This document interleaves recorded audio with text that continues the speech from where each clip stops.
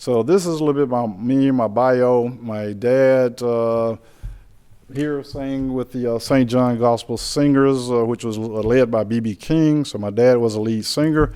The two guys you see sitting, the third guy on the right, they were three ministers. All three of these guys died in their 50s and 60s. The two guys in the back, B.B. King and my Uncle Oil, smoked, drank, chased women, did everything wrong.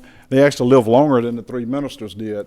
And so the reason I like this picture is that I theorized that the reason those two guys live longer, even though they're darker skinned, and you should think those three guys on the front, the ministers, should live longer.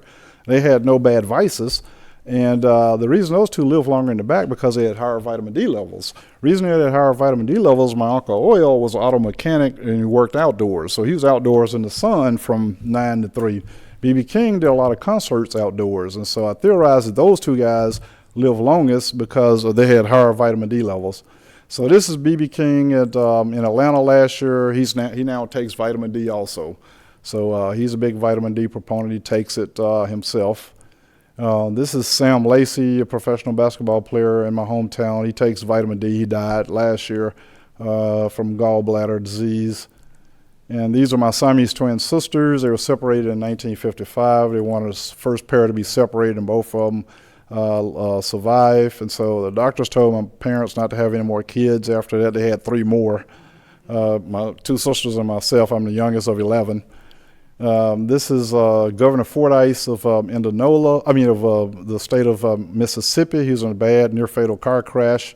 And when I was a 4th-year surgical resident in Atlanta, Georgia, so they had a rule in residency you were not supposed to work when you went on vacation, but I always worked. So I went home and worked and ended up having to do a lot of press conferences, and I had to go back and explain to my chairman I was working, so he just started laughing at me. He didn't take it seriously.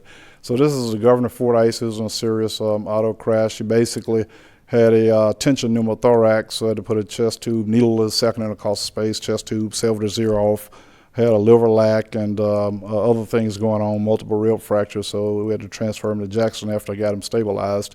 So I was in New York doing 9/11. Most of my brothers and sisters tell me I'm Forrest Gump, that I'm usually always in the middle of something. And so we were on Ellis Isle at the time and saw the Twin Towers go down and took care of a few patients that came over on the ferry.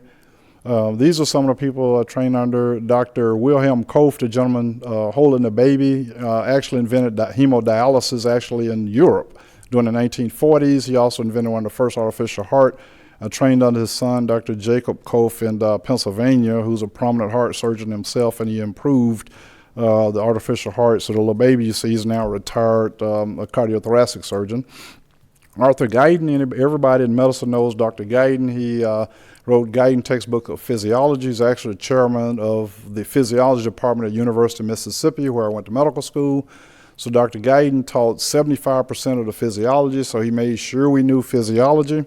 This guy actually should have won a Nobel Prize in medicine. All the work that we understand about blood pressure, he was the first to come out and say it was the kidneys that regulate your blood pressure, not your heart.